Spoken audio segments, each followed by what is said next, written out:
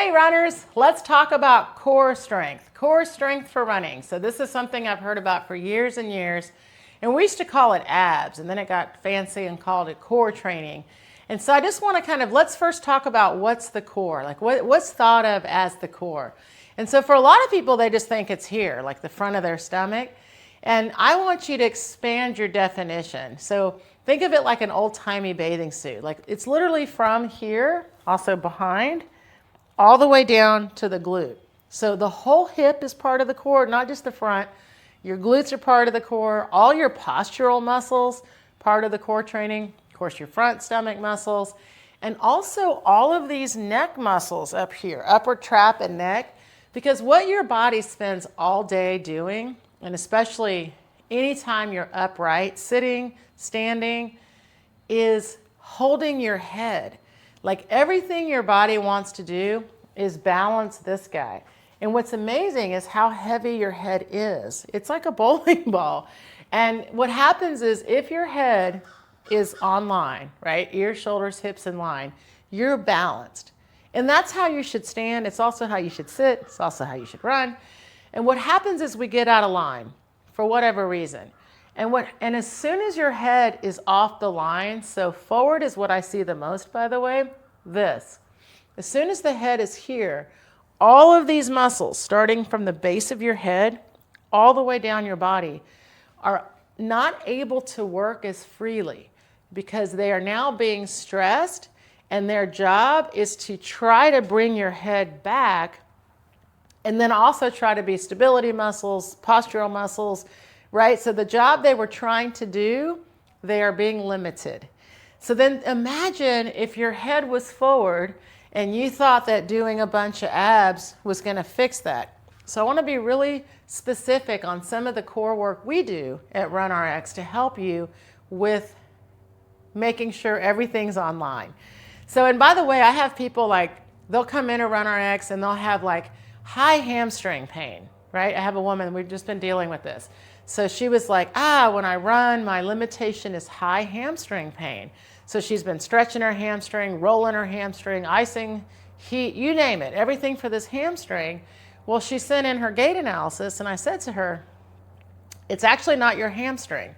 Your challenge is your head is forward. And because your head is forward, it's almost like bending forward, and it's putting a lot of stress on your hamstring because when you run, of course, you're pulling, right? So if your head's forward, instead of being able to pull, you're actually going to kick back a little and aggravate the hamstring. By the way, on the flip end, so head forward, we see hip issues, we see IT band, we see high hamstring. It's amazing how much it affects everything. And then if someone's head's a little bit back, which is usually connected to their shoulders, we see more front pain. We might see knee pain, we might see shin splints, and their head is either here, right? I see this is the second thing I see. So the reason I'm connecting all this is because back in the olden days, because I've been around a while, when we used to teach, we called them abs classes, or we'd have people do core work, we would have people yank on their necks. And I say we, I'm guilty. This is also way back.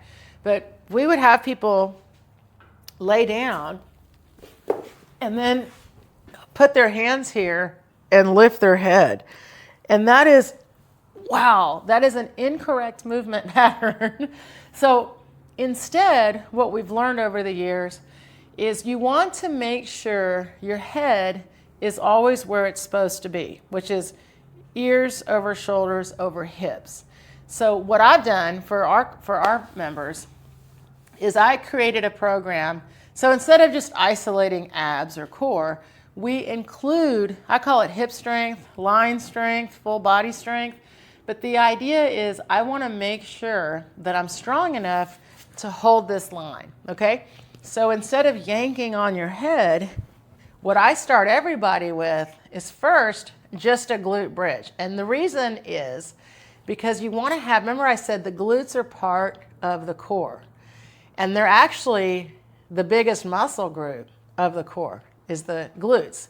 So having those on and activated makes a lot of sense. And what's a fun thing you can play with is And I call this warm up 1. This is something I want all of my runners to do in the morning when they get up, before they go running. Really just the start of your day is to activate the glutes.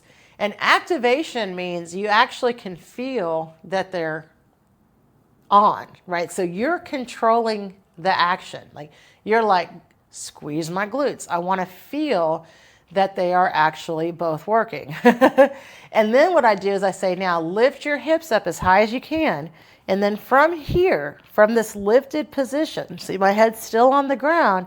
Now use this muscle, use your stomach muscles to bring your body down. So then you squeeze your glutes, you pull your stomach in. You squeeze your glutes, you pull your stomach in. So what you're doing is you're learning activation. You want to have an understanding and a connection with your own body. And also, I'm like, feel that if you are actually squeezing the glute and then pulling the stomach in, there's no tension in your head or your neck, because that's not where your core, true core muscles are, right? These muscles in the head and neck need to be relaxed so that when you're upright, they can be stronger. And we're going to talk about how we train that as well. So I start everybody with this glute activation to make sure my glutes are on, my abs are on, right? Squeeze my glutes, pull my stomach in. So that's activation. Then I'm like, now make it a little bit more challenging. And we're going to start adding the leg movements and arm movements, but no head at all. So I start people with toe touches, just opposite arm to opposite leg. And what's interesting is, notice how I'm still talking to you. There's no reason that when you're doing exercises for your core that it's limiting your breath. And this is important because you want to feel that you can move, like running. I should be able to run, right? Here I am running. And it should not affect my ability to move my head or my neck, right? And I'm not exerting, I'm on the ground. There should be now you can do a nice breath with this, start working on your exhale with your core work. But I want you to start to feel that the core itself can work without being stressed, right? That doesn't mean I'm not feeling my abs or anything like that. What it means is that I'm doing this movement and I'm absolutely using these muscles. However, I'm not using extra work, just like with running. So then once you've done that and you've got a good activation, then absolutely in 100%, I graduate people to holding their own head, right? Not using your hands, but your own head. And then you start to feel, wow, most people right here, I'm really feeling a lot more effort. A lot more is going on, right? Because now this muscle, of course, all of these muscles are working, but the reality is you're starting to feel all of these muscles as well. But again, checking that our head is free. And then you've got to build up your ability to hold that, of course, and then we add in other movements. So this is all, of course, we have this in our, on the YouTube channel. We've got exercises in the app. But every exercise I teach, I start you with your head down. I teach you the exercise first. And then we do things like add the head once you understand the movement pattern. So all of the exercises that are on the ground are fantastic. And then we take you from your back to flipping over to kneeling to standing. And it's important. I'm not going to go through the whole ab section with you. We have so many good workouts. But kneeling, why kneeling? Because remember, when I'm running, when I'm standing, when I'm sitting, when I'm doing any activity, I need to be able to balance my head, right? And these hips need to be really strong, especially including the core. So what's wild is when you're doing kneeling exercises. So we'll just do a simple kneeling leg lift. There is so much going on right now. Just to hold this leg up, right? You see my arms are working for balance. I'm having to hold my head up. So there's an incredible amount of work going on just to balance and then lift my leg up. And the other thing that's really neat with kneeling work is you can start adding some activation. So like my glutes are on, my core's on, right? Squeeze that glute, pull the stomach in. So you activate first, and then you lift the leg. And it's wild because you can feel how much is going on just to hold that leg lifted. So imagine when you're running or walking and you lift one leg, pull one leg. There's so much going on. You want to be prepared for that. So that's why we also include kneeling exercises. And then of course, all the plank stuff. Runners love planks. We have all the plank stuff as well. The main difference for me is instead of holding a movement, I want you to move with the movement. So like for us, when we do a plank, for example, we will do things like add a shoulder tap, add a holding pose, adding a hip lift, add an arm lift. So we're constantly challenging you in that plank position, because when you run, it's like a holding plank, but arms and legs are moving. So I include these extra exercises along with, and believe me, your core is getting plenty, plenty, plenty of work. Okay, now grab this PVC pipe for standing work. And the reason is because most of us, when we're standing, if we're just standing perfectly still, not that there's a lot of work going on, there is, but now you can start to do things like this. So this weighs nothing, by the way. It's a PVC pipe. You can use a broomstick. But now I am adding this lift, this overhead lift. And what it's going to do, I'm just going to use one arm so I can talk. I'm going to lift my torso up, got my knees bent, my glutes are on. So now I'm doing a full body line hold. It's a lot of core work. And when you add upper arm hold, like this lift, now I've really got to be making sure everything's on, I'm activated, my head's still forward. So I call that standing core work.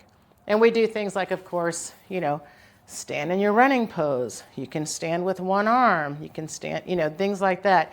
And we do things like lunges, all the regular exercises. But what's so important is you start with just your body weight. I didn't add weights to anything. This is weightless. Starting with just your body weight first, because you want to feel, one, what it feels like, right, to make sure you're working the right areas and the right muscles.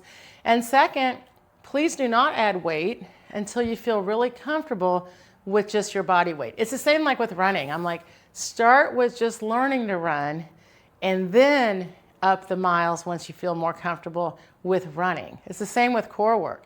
It's great. Core work is great. And there's so many great exercises out there. I'm challenging you, though, to start with the basics. Start with that glute activation. Start with feeling that these work together. And then these need to be working, but not overworking. So check out the exercises. Like I said, we've got the RunRx Reboot on YouTube, and it's got probably 30 to 60 exercises that are a mix of core work. It's all full body, it's all body weight, and it's just a great way to get into movement. And then you'll hear me repeat things. Really it's all about putting yourself in that right position. And you'll have fun with it. There's kneeling exercises, there's plank exercises, there's standing exercises. The fun never ends. So remember, that's why you need core work. It's more than just having a good looking ab. It's really about you being able to hold your upper body in line, and especially hold your head in line. And you get your head back on the line, because all the exercises we do are so line-based that we make sure. And I've got people, by the way, that have been in the group 1 year, 2 years, 3 years. And what's so amazing is once they realize that part of the issue isn't so much their muscle, it's their line, then they're more willing to put the work in. Like the woman with the hamstring. Her whole life has changed. She's running half marathons. She's doing triathlons. I mean, she's so happy. And just no one thought to look at her whole posture. So that's why it's really, really nice to also join us, because if you let me watch you, I don't just watch you run. I watch you run. I watch you do your drills. I watch you do your strength stuff. And I get to see your line, and then I can help you with more specific exercises. However, if you just want to see what's going on, you can always just download the app, or like I said, go through that reboot on our YouTube. But you definitely want to make sure you've got a strong line. If you want to call it core, great. Strong core, strong hips, strong line for your run. All right, guys, thanks so much as always for listening and watching and subscribing. If you haven't subscribed yet, please do. If you haven't downloaded the app, check it out. RunRx Academy. It's on anywhere you download apps. And then, of course, you're always welcome to join us here at RunRx. Have a great run, and please Let me know if you try any of these exercises. Have a great run.